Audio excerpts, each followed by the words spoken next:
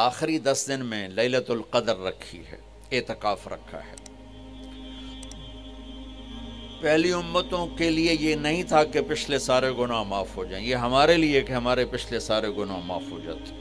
اللہ تعالیٰ کا عرش پہلے آسمان پہ آ جاتا ہے، جنت کے دروازے کھل جاتے ہیں، جہنم کے بند ہو جاتے ہیں، شیطان قید ہو جاتے ہیں، اور سمندر کی مچھلیاں اور زمین کی چونٹیاں تک روزہ رکھنے والوں کے لیے دعا کرتی ہیں، اور اللہ تعالیٰ جنت کو روزانہ کہتا ہے ان قریب میرے نیک بندے بندیاں آنے والے ہیں، تو ان کے لیے میک اپ کر لے، تو ان کے لیے تیار ہو جائے۔ یہ اللہ تعالیٰ کی رحمت کو لینے کا سیزن ہے۔ پہلی امتوں کو اعتکاف نہیں ملا تھا، ہمیں اعتکاف ملا ہے کہ 10 دن اللہ دے بوئے تے پہ جاؤ، یا اللہ تیرے کو معافی کروا کے ہی اٹھنا ہے، ہمیں اٹھنا ہی کوئی نہیں۔ تو جو دروازے پہ آ جاتا ہے آدمی اسے معاف کر ہی دیتا ہے۔ کوئی بہت ہی سخت دل والا ہو تو معاف نہ کرے، ورنہ بڑے سے بڑے غصے والے بھی کہتا اچھا جی جاؤ معاف کیتا۔ اس میں ایک لیلۃ القدر ہے، وہ بعد میں بات کرتا ہوں۔ پھر اللہ تعالیٰ نے اس میں غریب آدمی کی کہ روزے اچھے گزر جائیں، عید اچھی گزر جائے، اس کے لیے اللہ تعالیٰ نے صدقہ فطر رکھا ہے۔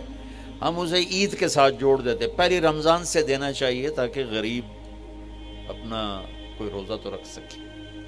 پہلی رمضان سے 29 رمضان تک جب مرضی دے دیں، اور اگر وہ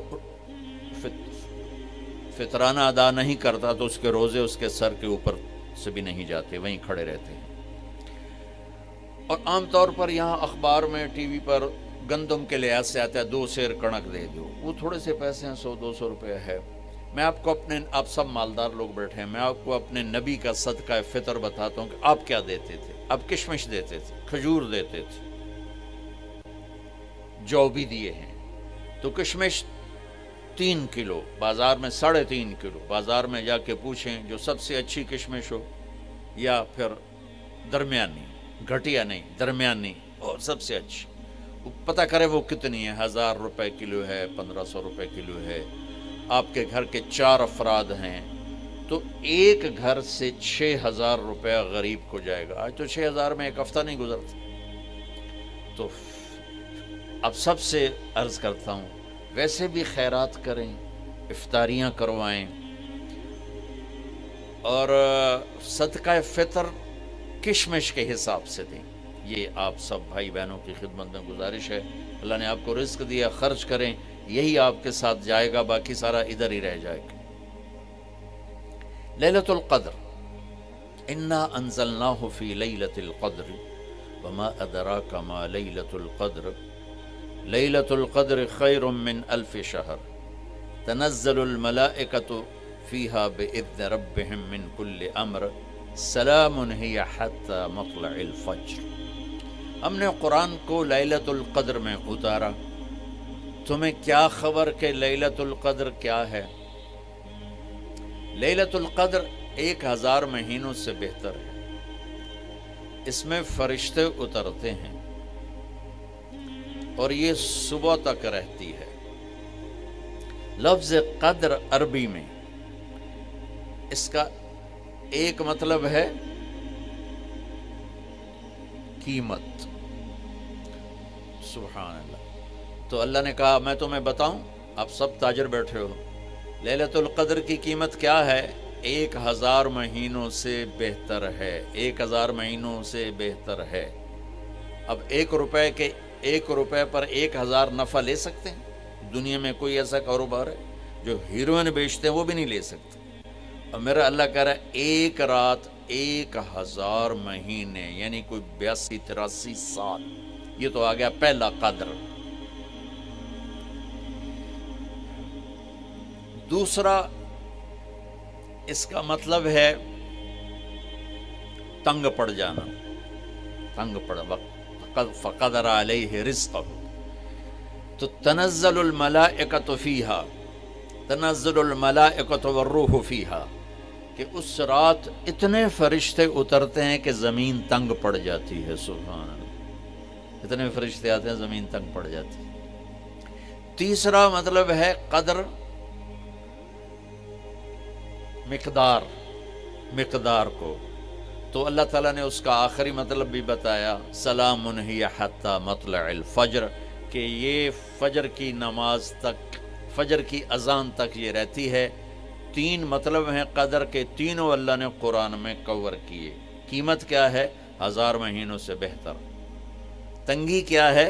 فرشتوں سے زمین بھر جاتی ہے۔ مقدار کیا ہے؟ صبح صادق۔ لیلۃ القدر 27 کی نہیں ہوتی، 21، 23، 25، 27، 29۔ اب یہ 5 راتیں جاگنے چھٹ، آپ لوگ تو ویسے رات کے بادشاہ ہو، جاگ لو۔ تو لیلۃ القدر مسجد میں نہ گزارو، گھر میں گزارو۔ یہ مسجدوں میں اشتہار لگ جاتے ہیں، فلاں کے ساتھ شب قدر گزاریں، فلاں حضرت کے ساتھ شب قدر گزاریں، پھر ادھر کوئی صلاۃ تسبیح پڑھ رہا ہے باجماعت، عورتیں صلاۃ تسبیح کی جماعت کرا رہی ہیں، اور پتہ نہیں اور کتنی عجیب و غریب قسم کی عبادات شروع ہو جاتی۔ یہ نفلی عبادت ہے، میرے نبی گھر میں پڑھتے تھے۔ آپ نے اشراق کے سوا ہر نفل گھر پڑھا، ہر سنت گھر میں پڑھی، تو آپ لیلۃ القدر کو یہ مستورات بھی آپ بھی اکٹھے ہو کے نہیں منانا، الگ الگ مصلی بچھا کر اپنے اللہ سے رونا دھونا کرو، اپنے اللہ کو منانا کرو، میں بھی کروں آپ بھی کریں۔ نوافل کی جیسے ابھی شب برات گزری تو اشتہار تھے، میں جا رہا تھا ادھر غلام آباد میں ایک جنازہ ہو گیا تھا، تو اشتہار فلاں حضرت کے ساتھ شب برات گزاریں، فلاں مسجد میں شب برات گزاریں، فلاں جگہ شب برات گزاریں۔ بھائی وہ گھر میں منانے کی ہے، مسجد میں نہیں۔